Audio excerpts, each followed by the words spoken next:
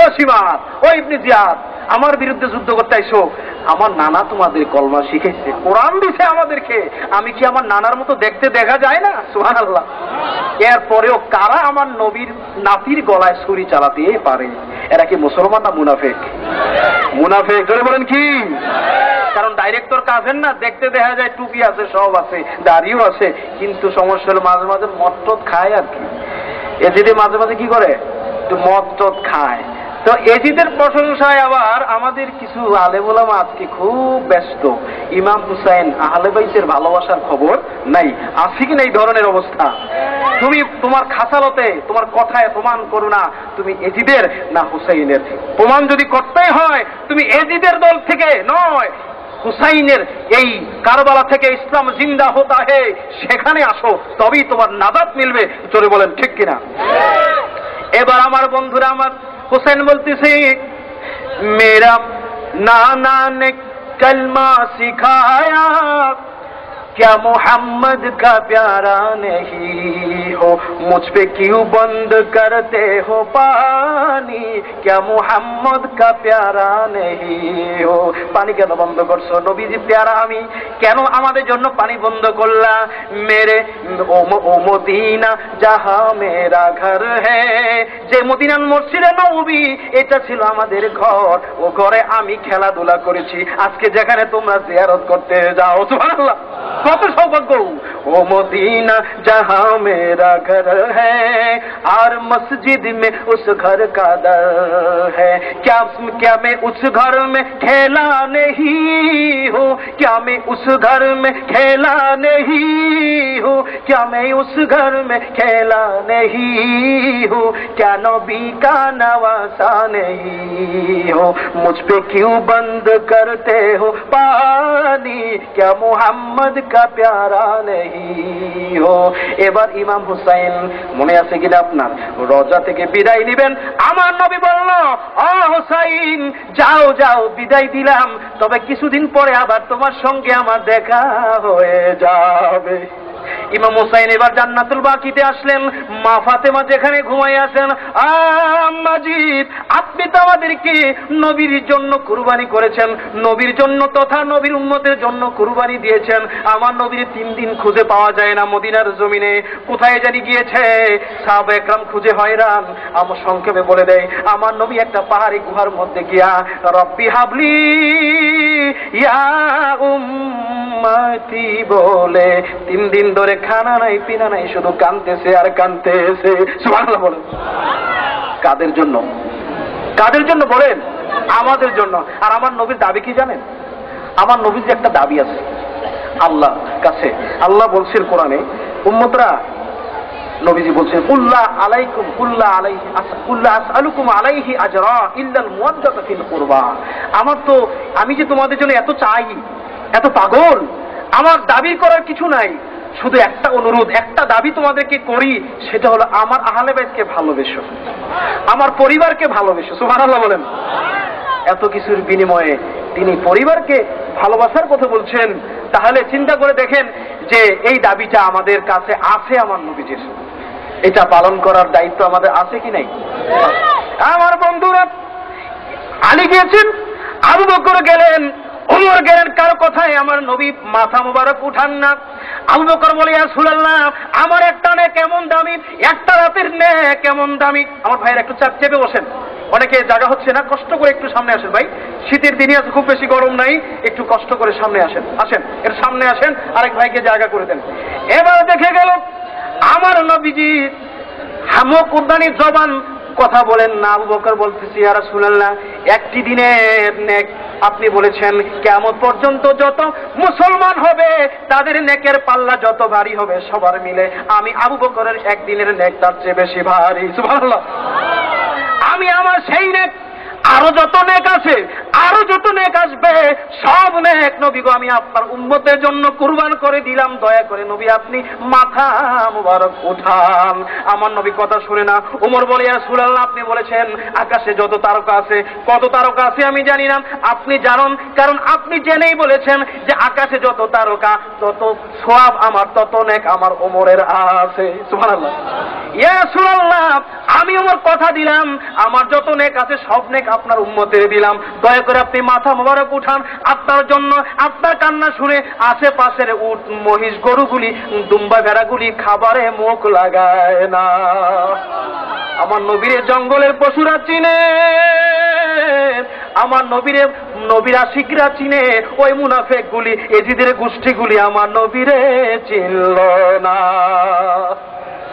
এবার বলে না, হ্যাঁ আলী আর বসে থেকো না, যাও গিয়া তোমার বিবি নবীজির কন্যা ফাতেমার নিয়ে আসো। ফাতেমা ছাড়া এই অবস্থা থেকে কেউ পরিত্রাণ লাভ করতে পারবে না। মা ফাতেমা আসলেন, ইয়া রাসূলুল্লাহ আপনি মাথা মুবারক উঠান, আমার জীবনের সব নেক আপনার উম্মতের জন্য দিয়ে দিলাম। বলেন না, কথা বলছেন না। আমার মা ফাতেমা বলে, ও ইয়া রাসূলুল্লাহ, ইয়া হাবিবাল্লাহ, জান ঠিক আছে, যেই হাসান হোসেনকে আমি এত ভালোবাসি, আমার কলিজার টুকরা, যেই হাসান হোসেন আপনার কলিজার টুকরা, আমি মা হইয়া কথা দিলাম আপনার উম্মতের ইসলামকে রক্ষা করার জন্য, ঈমানকে রক্ষা করার জন্য, খেলাফতকে রক্ষা করার জন্য পৃথিবীর জমিনে যত তরিকত থাকবে এখান থেকে জাহির হবে। সুবহানাল্লাহ বলেন। সেই খেলাফতকে রক্ষা করার জন্য আমি আমার হাসান হোসেনকে আপনার উম্মতের জন্য কুরবান করে দিলাম। কবুল হয়ে গেল। আমার নবী এবার মুস্কি মুস্কি হেসে সিজদা থেকে মাথা মোবারক উঠাইয়া নিলেন আর হুজরাখানায় ফিরে গেলেন। সুতরাং এটা আগে থেকেই নির্ধারিত হয়ে গেল যে আমার নবীর উম্মতের জন্য হাসান হোসেন শহীদ হয়ে যাবেন। ও আম্মাজি, আপনি তো আমারে কুরবানি দিচ্ছেন, দয়া করে আবার বিদায় দেন। মদিনায় হয়তো আর আশা হবে না, হয়তো চিন্তা আছে মক্কায় গিয়া বাকি সময়টা কাটাইয়া দেব, সেখান থেকে তরিকতের কাজ হবে, আসল খেলাফতের কাজ হবে। ওই রাজতন্ত্র, ওই খেলাফতের কোনো কাজ আমার নাই, এইটি দরকার নাই। দুনিয়ার যে ক্ষমতা, এটা আমার কোনো বাসনা নাই। যদি বাসনাই থাকতো, মদিনা, কুফা, বিভিন্ন এলাকার, মিশরের এদের লোকদেরকে নিয়ে ইমাম হুসাইন ইচ্ছে করলে তিনি যুদ্ধ করে এজিদের গোষ্ঠী 14 গোষ্ঠী মিললেও কিছুই করতে পারত না। কারণ ইমাম হুসাইন যুদ্ধ চাননি, শান্তি চেয়েছেন। ইমাম হুসাইন কখনো যুদ্ধ নিয়ে কথা বলেন নাই। বাধ্য হয়ে পানি দিচ্ছে না, জান রক্ষার্থে তিনি তাদের বিরুদ্ধে কি করেছেন? দৌড়েছেন, নিজেকে প্রতিরক্ষা করেছেন, প্রতিরোধ করেছেন। এটার নাম হলো জিহাদ। আজকে এই রকম জিহাদ কিন্তু নাই, আছে কিনা? আজকে জাগতিক জিহাদ। নবীজি বলছেন, আল কাতিলু ওয়াল মাকতুলু কিলাহুমা ফিন্নার। হত্যাকারী এবং হন্তা, যে হত্যা করলো আর যে হত্যা হইল, নিহত হলো, এই দুটোই জাহান্নামী। সাহাবা একরাম বললেন, ইয়া রাসূলুল্লাহ কেন? যেই লোক নিহত হলো সে কেন জাহান্নামী? কয় কারণ হলো ওই লোকটাও উৎ পেতে থাকতো, সুযোগ খুঁজতো, যে হত্যাকারী ছিল তাকে কোন সময় মারা যায়। ভাগ্য খারাপ, সে ওই সুযোগ পায় নাই, ওই লোকে সুযোগ পাইছে। এই ধরনের যদি হত্যা হয়, এই ধরনের যদি সন্ত্রাসী হয়, চাঁদাবাজি হয়, দুর্নীতি হয়, একজন একজনের মারে, এটা কি শহীদ হইব? জোরে বলেন, শহীদ হবে? ভাইরা অনেকে দাঁড়িয়ে আছেন, কষ্ট করছে, একটু দাঁড়িয়ে থাকলে মজলিসের আদব হয় না। দয়া করে একটু কষ্ট করে চেপে বসেন। আমার বাবারা কি করবো বলেন, আমাদের জায়গা কম, তারপরে একটু কষ্ট করে আসেন। সালাতুন ইয়া রাসূলুল্লাহ,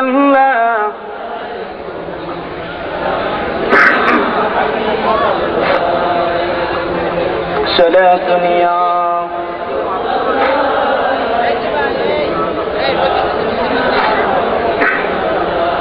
আমার বন্ধুরা, ইমাম হুসাইন মা ফাতিমা থেকে বিদায় নিয়ে আসলেন, পরিবার পরিজন সহ মক্কাতে আসলেন।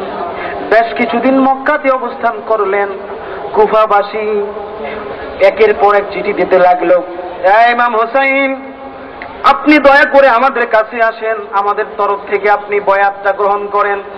কারণ হলো এই, আপনি যদি না আসেন আমরা এজিদকে মানতে বাধ্য হব।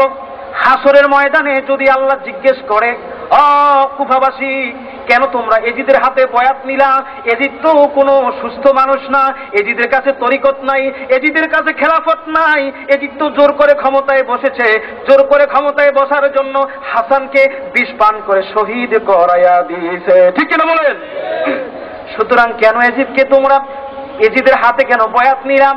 আমরা বলবো, আমরা তো চেয়েছিলাম নবীর দহিত্র নাতিকে আসার জন্য, অনেক বলেছি, চিঠি পাঠাইছি, কিন্তু তিনি আসেন নাই।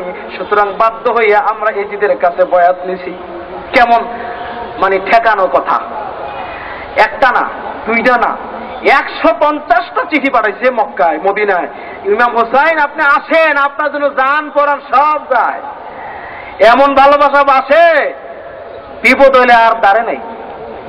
বুঝতে পেরেছেন? কুফার মধ্যে কুফা ভালো মতনই লাগছে, বুঝছেন?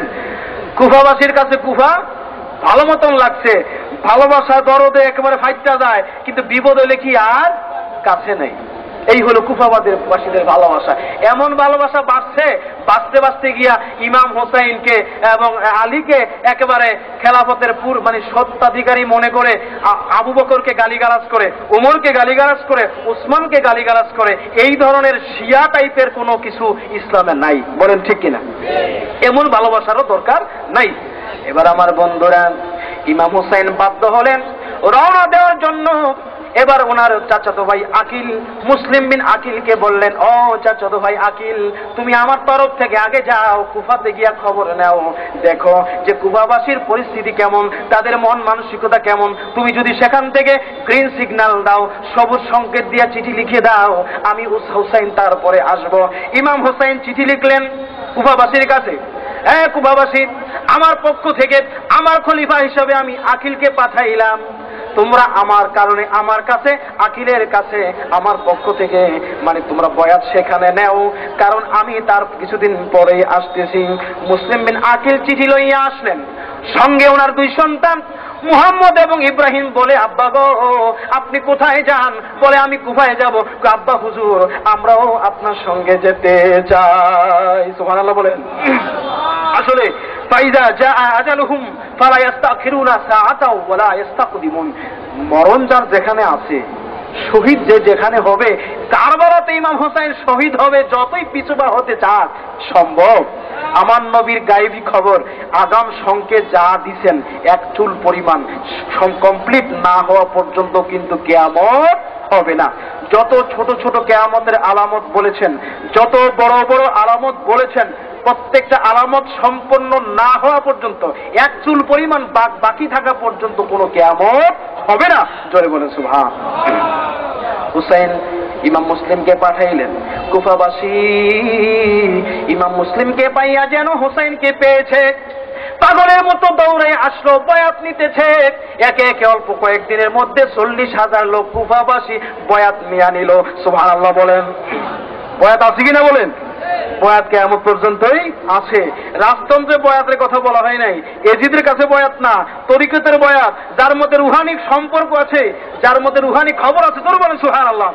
নারে তাকবীর, আল্লাহু আকবার, নারে রিসালাত, ইয়া রাসূলুল্লাহ। বিশেষ অতিথির আগমন, শুভেচ্ছার স্বাগত। বিশেষ বক্তার আগমন, শুভেচ্ছার স্বাগত। হযরত মাওলানা জলাল আবেদিন সিরাজি সাহেব। সবাই বলি মারহাবা, সবাই বলি আলহামদুলিল্লাহ।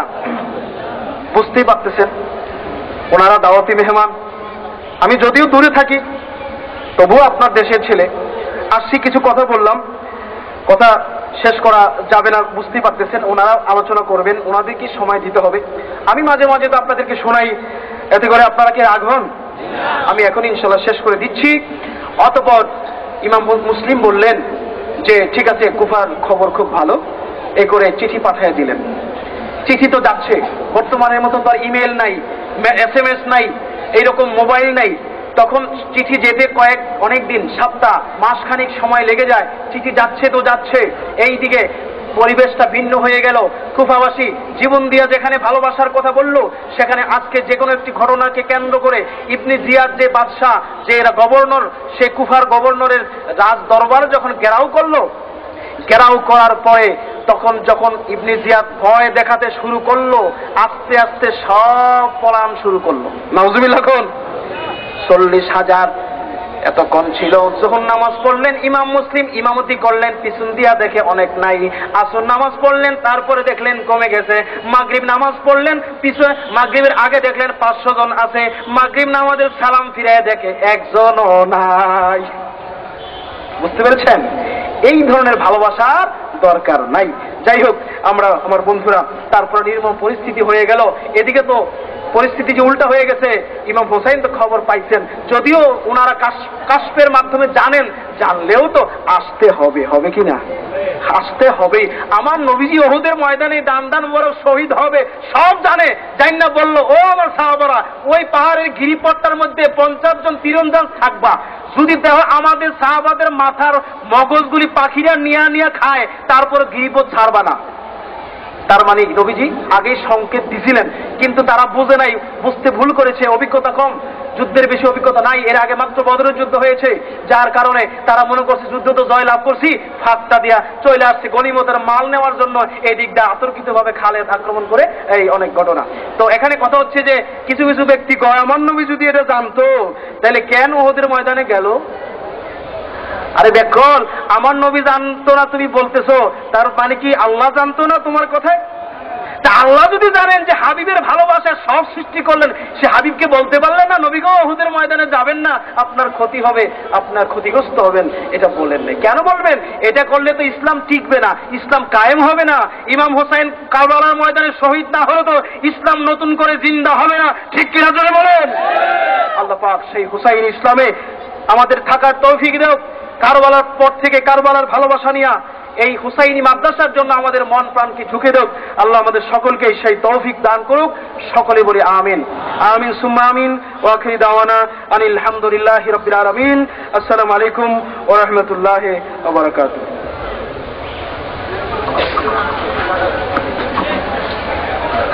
মাশাআল্লাহ, মারহাবা। অত্যন্ত মূল্যবান আলোচনা পেশ করলেন জনাব হযরত মাওলানা মুফতি মোহাম্মদ জাফর ইকবাল সাহেব।